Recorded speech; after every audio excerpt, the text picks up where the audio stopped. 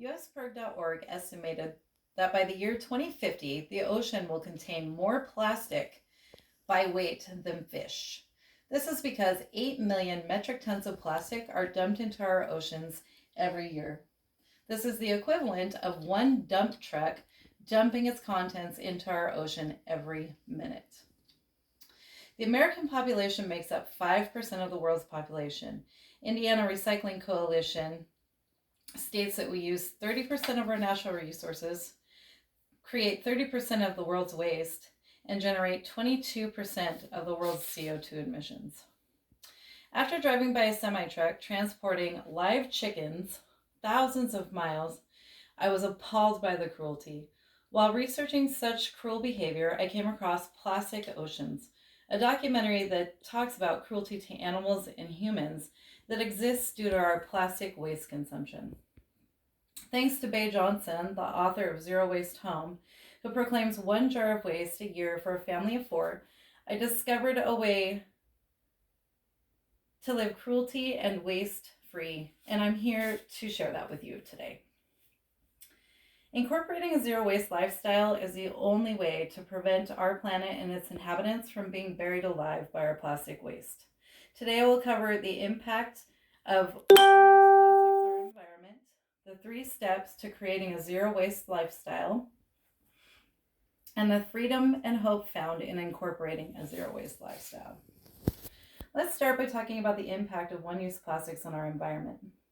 Plastics are clogging our waterways and drainage systems, polluting our oceans, killing our wildlife, and polluting the air that we breathe. A sperm whale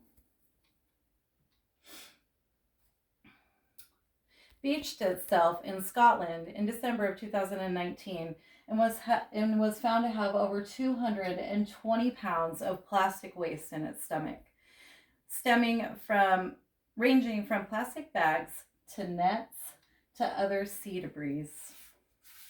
BiologicalAdversity.org reports thousands of seabirds, sea turtles, and sea animals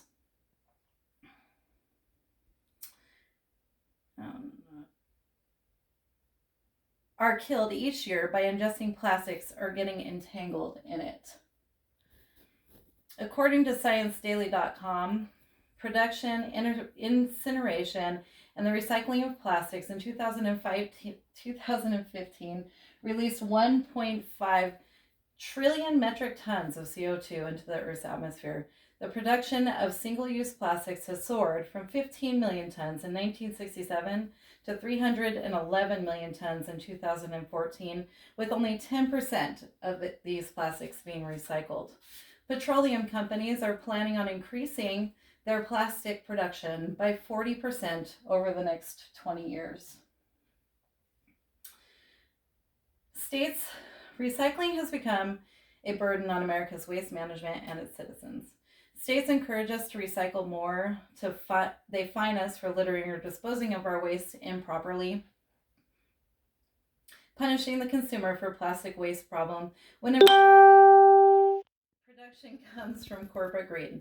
In 2018, China created and enacted a policy called the National Sword that has stopped the U.S. from selling 700 million tons of recyclables to their recycling centers. A documentary that aired on HBO July of 2018 stated that since China's ban, 27 states have been affected, forcing waste management in 12 states to purchase permits to bury or incinerate their recyclable goods, while some plants are paying to have it taken away, resulting in millions of dollars of loss to these companies and increased refuse costs to the consumers. Other companies are selling the waste to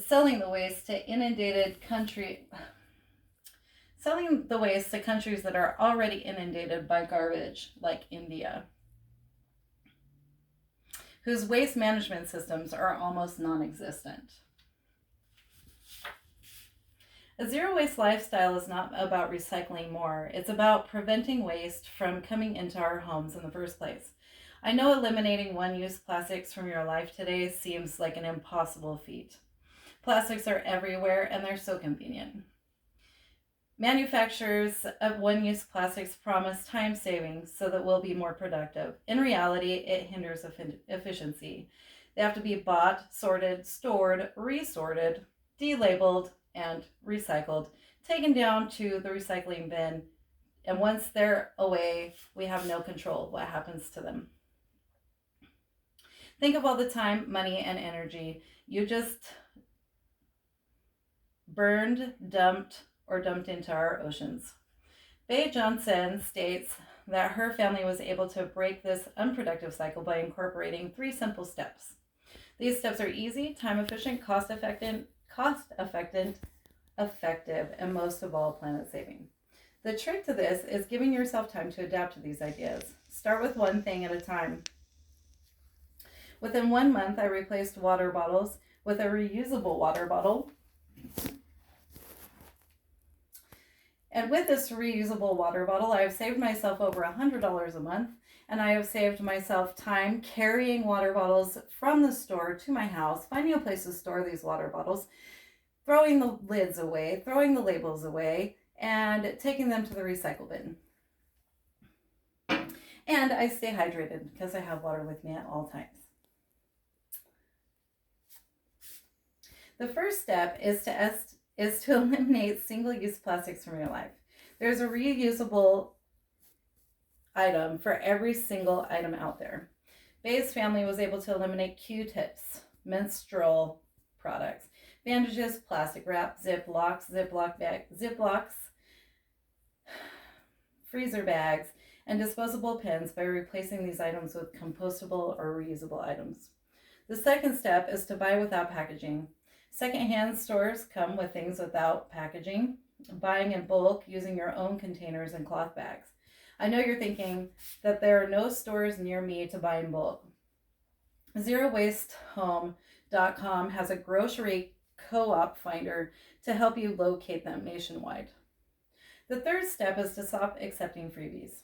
Everyone likes something free.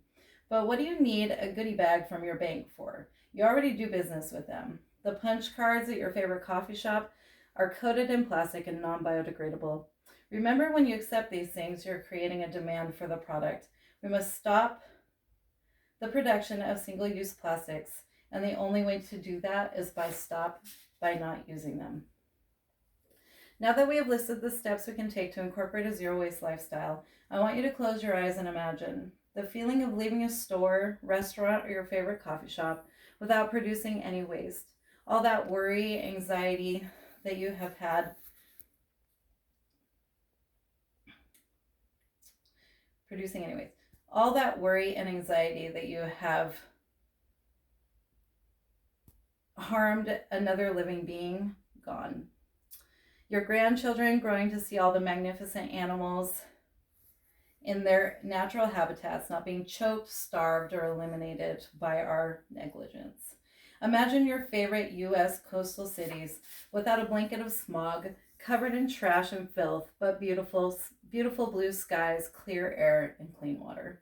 I want to leave you with this thought before I go. Incorporating a zero-waste lifestyle is the only way to prevent our planet and its inhabitants from being buried alive in plastic waste.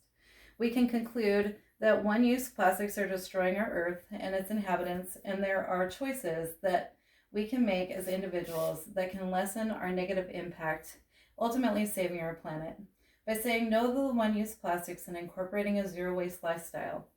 Petroleum companies are currently planning a 40% increase in plastic production over the next 20 years. Therefore, it is imperative that we act now. I have 2 requests that I would like to leave you with today. Try a zero-waste lifestyle for 30 days. You may find it to be easier than you think. Number 2, visit plasticoceans.org and sign the petition to stop the petroleum companies and the plastic companies from creating more waste and to find a biodegradable substitute for packaging before we're buried alive in waste. Thank you.